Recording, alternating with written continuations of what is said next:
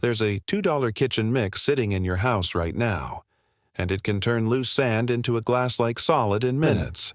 Not melted in a furnace, not baked in an oven, but chemically fused in a way most people were never told about.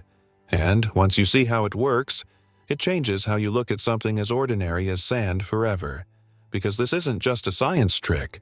It's a simple reaction that's been known for centuries, quietly sitting in old books and forgotten experiments, and yet somehow it never became common knowledge, which makes you wonder, why? Because when something this simple can replace something expensive, people tend to stop talking about it. And that's exactly where this gets interesting, because what you're about to see isn't new. It's old knowledge that slowly disappeared as modern materials took over. But the chemistry never went away. It just stopped being explained in a way people could use, and today we're bringing it back in the simplest form possible. So imagine this. You take a handful of dry sand, completely loose, nothing holding it together, and within minutes of applying a basic liquid mix, the surface starts changing. It stiffens, it hardens, and soon it feels like glassy stone. Not sticky, not crumbly, but solid. And the first time you touch it, it doesn't feel real, because your brain expects sand to fall apart, not lock together. And this is where most people get confused, because they assume something like this needs extreme heat, like making glass. But that's not what's happening here at all. This is a chemical shortcut, and the shortcut is what makes it powerful. But here's where it gets even more interesting.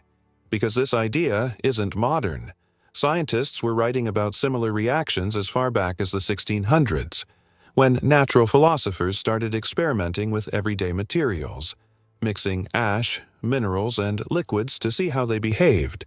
And one thing they kept noticing was that certain alkaline liquids could change how sand reacts, not instantly in dramatic explosions, but slowly, quietly, in a way that builds strength from the inside.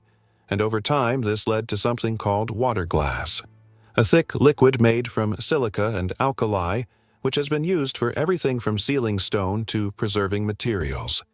But what most people don't realize is that when this liquid meets a mild acid, like vinegar, something even more interesting happens.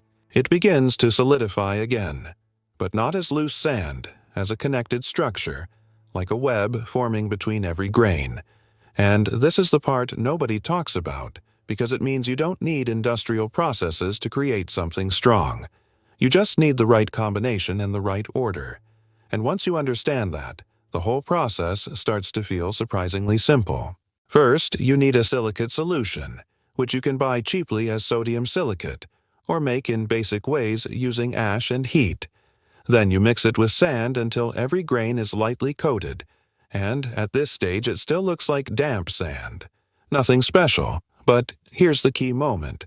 When you apply vinegar, even regular white vinegar from your kitchen, the reaction begins almost immediately. You won't see sparks or smoke, but you will notice the surface change. It becomes slightly pale, slightly firm, and within minutes it starts locking together. And that's the chemical reaction doing its job, pulling the silica out of the liquid and turning it into a solid structure that connects everything. And the more evenly you apply it, the stronger the result becomes. And if you let it sit and repeat the process a few times, the effect goes deeper, turning more of the sand into a unified mass, and suddenly what you have isn't just hardened sand, it's something closer to artificial stone. And here's where people usually ask, is it actually strong? And the honest answer is yes, but within limits. It's not replacing reinforced concrete in skyscrapers, and it's not meant to. But for small builds, outdoor uses, repairs, or situations where you need something quick and solid, it can be surprisingly effective, and that's what makes it valuable. Not as a miracle, but as a practical option. Most people never consider, and this brings us to a bigger idea, because once you see how simple this is, it raises a question. Why isn't this common knowledge? Why aren't people taught this in school? And the answer isn't dramatic. It's just how systems work. Industries grow around certain materials. Standards get built, and over time, those standards become the default, and anything outside them slowly fades away. Not because it stopped working, but because it stopped being promoted. And when something can't be easily controlled, packaged, or sold at scale, it rarely becomes mainstream. And that doesn't mean it's hidden. It just means it's ignored. And that's a powerful difference. Because ignored knowledge can still be rediscovered, just like this. And once you understand it, you start seeing possibilities everywhere. Sand isn't just sand anymore. It's a raw material waiting to be transformed, and the tools to do it are simple, accessible, and already around you. But here's another important detail. Most people miss the quality of your result depends on what you use. Clean sand works best. Stronger silicate solutions create better bonding, and applying the vinegar in layers helps the reaction reach deeper. So this isn't about throwing random ingredients together. It's about understanding the process just enough to make it work. And when you do, the results speak for themselves. A surface that feels hard, slightly glassy, resistant to breaking apart, and created without expensive tools or materials. And that's where the real value is. Not just in the result, but in the understanding. Because once you learn something like this, you don't forget it. It becomes part of how you think, how you approach problems, how you look at materials around you. And that shift is powerful because it turns everyday things into opportunities. And that's something most people never experience. Because they're never shown how simple chemistry can be when it's explained the right way. And that's exactly what this is. Simple chemistry, explained in a way you can actually use. Not locked behind textbooks or labs, but right here, in something you can try, observe, and understand for yourself.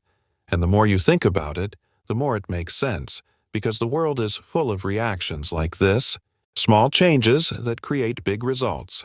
And once you start noticing them, you realize how much is hiding in plain sight. And that's the real takeaway here. Not just that sand can turn into stone, but that knowledge like this exists all around us, waiting to be understood, waiting to be shared. And once it spreads, it doesn't disappear again, because people remember what they can use and they pass it on. And that's how simple ideas survive over time, not through systems, but through people. So if this opened your eyes even a little, if it made you see something ordinary in a completely different way, subscribe, because this is the kind of knowledge that disappears when people stop sharing it. And the more people understand it, the harder it becomes to ignore. Because at the end of the day, sand is everywhere. Simple materials are everywhere, and what they can become. Most people never realize until they see it for themselves.